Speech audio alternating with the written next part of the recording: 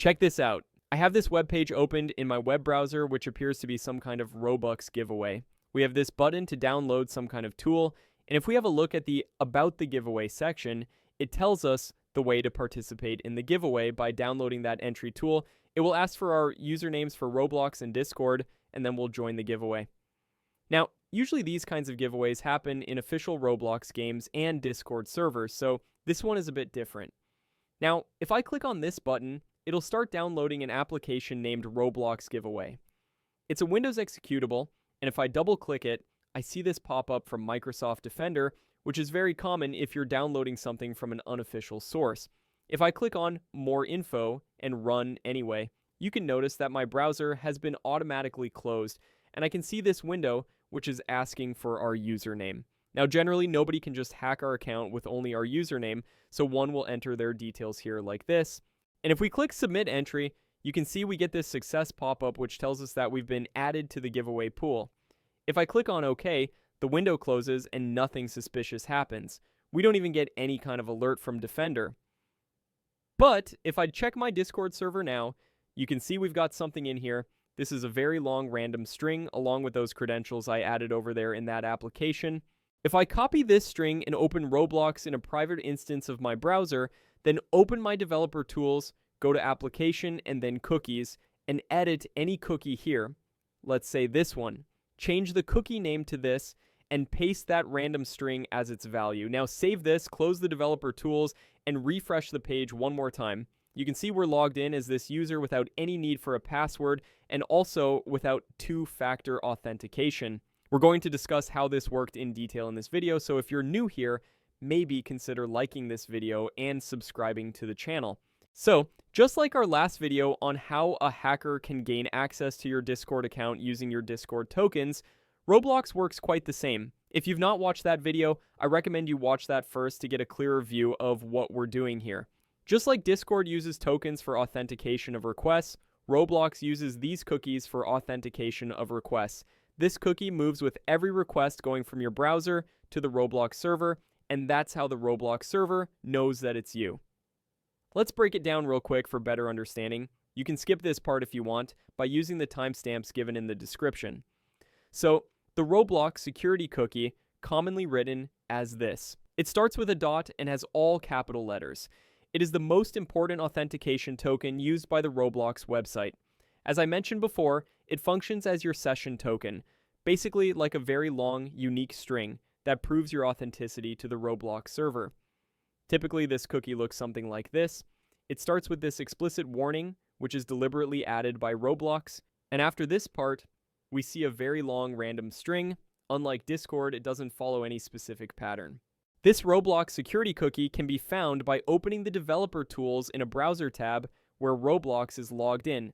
Then go to application, and now if we look in our cookies section, we can see it here.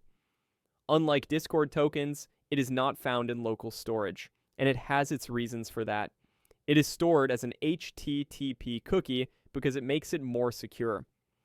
Cookies are sent automatically by the browser, so they require no JavaScript to load tokens from local storage, which minimizes most client-side attacks. There can also be some other flags set on cookies like this Roblox security cookie, such as the HTTP only flag, which makes it inaccessible using JavaScript. The secure flag keeps it accessible only using HTTPS requests. Anyway, we can see our cookie here, and we can copy it from here. Also, if we go to the Network tab and click on any request, you can see that same random string is there in the cookie's header. Now here comes the fun part of how hackers steal these cookies from the browser. Now one thing you should know here is that we also have a Roblox application for Windows, but it doesn't work the same way as it does in the browser. It doesn't store any kind of cookies, and it's completely different, but there must be something for authentication as well. But that's a topic for another day. Anyway, if someone is logged in via a browser, their cookies can be stolen kind of very easily. Browsers store all these cookies in SQLite files locally on the computer. Those are encrypted, but we can write some code to decrypt them. Once we decrypt those files, we can easily get cookies from the SQLite database.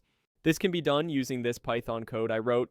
For ethical reasons, the code can't be shared here, but I can explain a bit of it. This Python script looks for default paths of many Chromium-based browsers like Chrome, Brave, and others, and searches for cookies to query the Roblox cookies. There is a whole process going on just to get the cookies and decrypt them.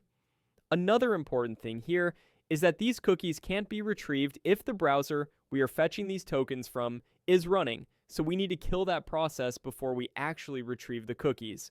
For that purpose, we have this function that automatically kills all the browser processes.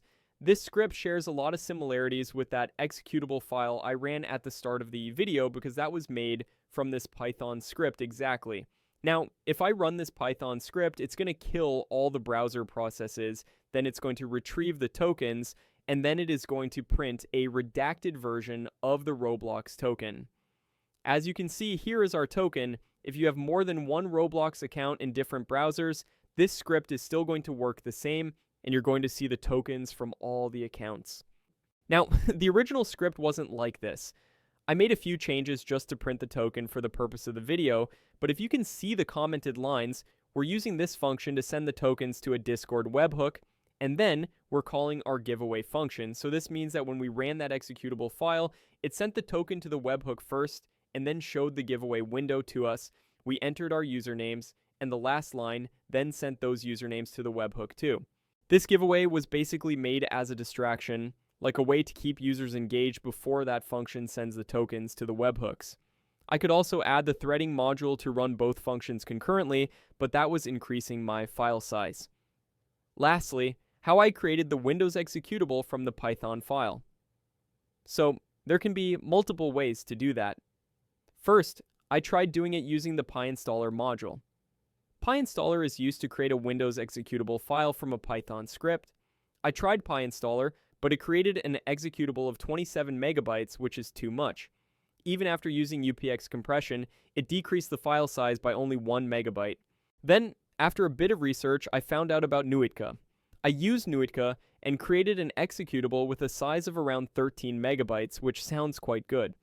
Also, we could use UPX to compress the size even more, but I skipped that. If we talk about the detection of this executable, I put it inside different online scanners. It got flagged by only 3 or 4, which is quite a good start. And out of those 4, 2 flagged it because of Nuitka. Now, I am not saying that this is completely undetectable. This interacts with Windows files, so ultimately it is going to be flagged as a virus. However, the purpose of the video was to spread awareness about these kinds of attacks.